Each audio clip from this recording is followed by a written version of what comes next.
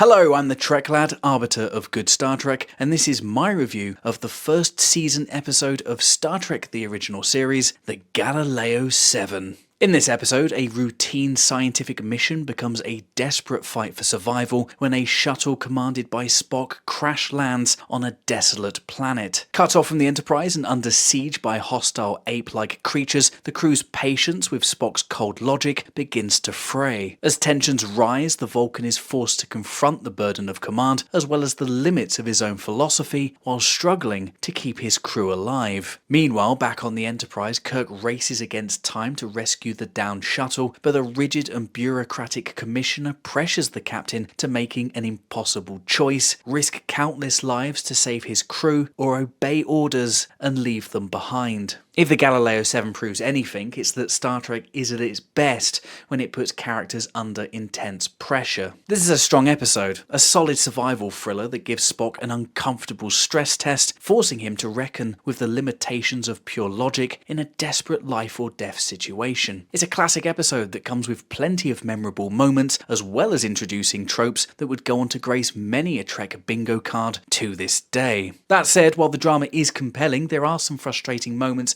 and missed opportunities that do hold the episode back from being truly great. This is easily one of the strongest early episodes for Spock. While written and produced long before his popularity saw him burst into the pop culture mainstream, the episode perfectly highlights what made the Spock character, and not forgetting Leonard Nimoy's show-stealing performances, so appealing to viewers. Separated from Kirk and the Enterprise and forced into command, Spock turns to his logical philosophies as he attempts to save his stranded crew from what is quickly established as near certain death. And while his decisions and reasoning make sense on a technical level, his inability to account for the emotional needs of his crew quickly becomes the cause of rapidly escalating tension. The episode does an excellent job showing his struggles to bridge that gap, culminating in a desperate gamble at the end that would feel wildly out of character in any other situation, but here feels well justified. The episode also highlights one of Trek's recurring blind spots: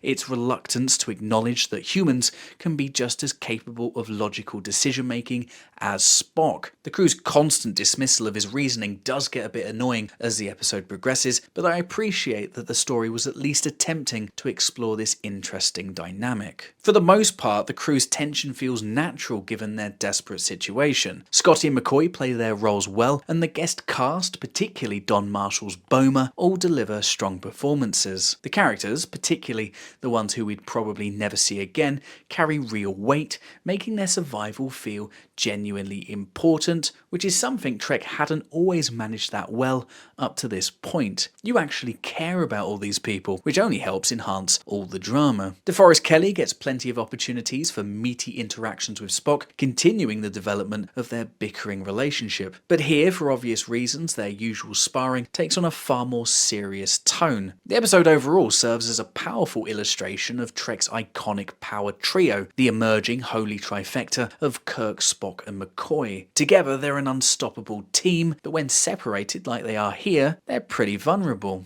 And yet, despite their differences and McCoy's constant frustration with Spock's cold and logical decision-making, the Doctor understands his colleague well enough to trust his instincts when it counts. The moment when Bones and Scotty finally put an increasingly insubordinate Bomer in his place is a particularly satisfying moment, reminding him that, like it or not, Spock is in command and they're still a Starfleet crew. That being said, some of the crew's decisions are frustratingly irrational. While Bomer and Gitano's desire to honour their crewmates is understandable, insisting on burying the dead while fighting for survival seems like a pretty poor use of time, energy and resources. With their shuttle barely functional and hostile creatures attacking on sight, their focus should be on escaping, right? Not holding funerals while ducking giant spears. Does this make me sound like Spock?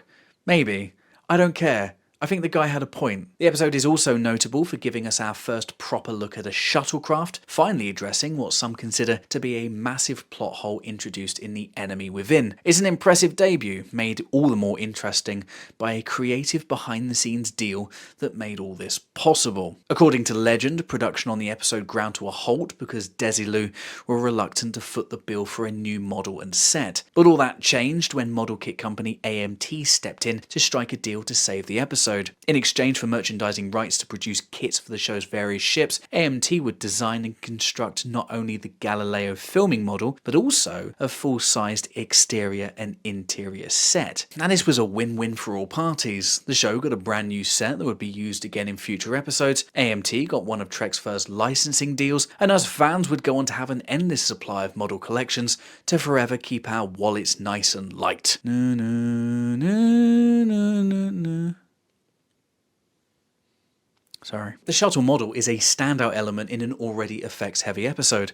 While I have a soft spot for the original visuals, the 2007 remastered edition significantly upgrades the effects, perhaps more so here than in any other episode of the series. The updates include a more realistic quasar, a striking green hue surrounding the planet, and vastly improved shuttle takeoff and flight sequences. These refinements modernize the look without compromising the show's original aesthetic, and do a great job of enhancing the drama, especially in the episode's climatic fuel burn sequence, which feels even more intense with the updated visuals. That being said, as much as I appreciate the remaster, it's frustrating how difficult it is to watch these episodes with their original effects. And this isn't just a Trek problem. Good luck trying to track down a copy of Star Wars in all its unaltered glory. I just wish we had the option to switch. No matter how impressive the upgrades are, sometimes it's just nice to experience the original thing. Like I said, there are a couple of things holding this episode back from true top-tier greatness. I've already touched on the stranded crew being too irrational, but another issue here is the depiction of the giant ape-like creatures. Credit where it's due, Wah Chang's creature design is suitably monstrous, another example of Chang's creative brilliance, which I think is frustratingly underappreciated. That said, I think we see too much of them in this episode. Apparently, even more footage was filmed, but later cut for being too grotesque. I actually wish they'd gone the other way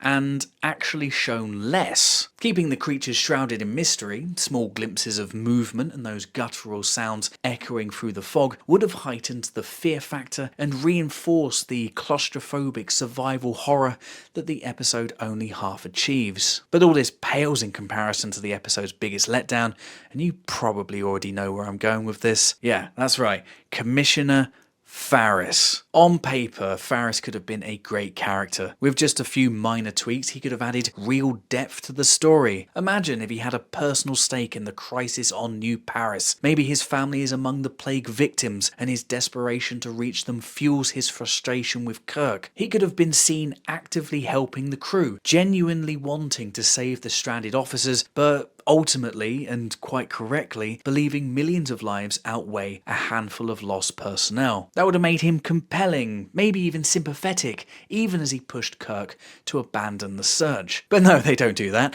Instead, we get a character who doesn't look like he gives a fuck. There's no emotional nuance, no real attempt to humanize his perspective. He's just a one-note, inflexible bureaucrat who spends the entire episode just nagging Kirk without any visible concern for the missing crew. And by the end, he just disappears. There's no payoff, no final moment for Kirk to tell him to get off his bridge. It's a massive missed chance to continue Trek's run of more complicated, antagonistic characters. His presence could have added real weight to the story, instead of just being an annoying reminder that the Enterprise, and thus episode, is on a timer. The Galileo 7 is a tense and mostly well-executed episode that gives Spock another strong showcase, pushing him in a way that's both compelling and revealing. The interpersonal drama, while occasionally frustrating, feels weighty and real, and the episode looks great from a production standpoint. That said, a few missteps do hold it back from true greatness. The crew's irrational decisions get annoying pretty quick, the hostile aliens would have been far more effective with a less is more approach, and Commissioner Faris is a one-note character rather than a meaningful source of conflict. Flaws aside though, it's a strong episode and an easy recommendation. I'm giving the Galileo 7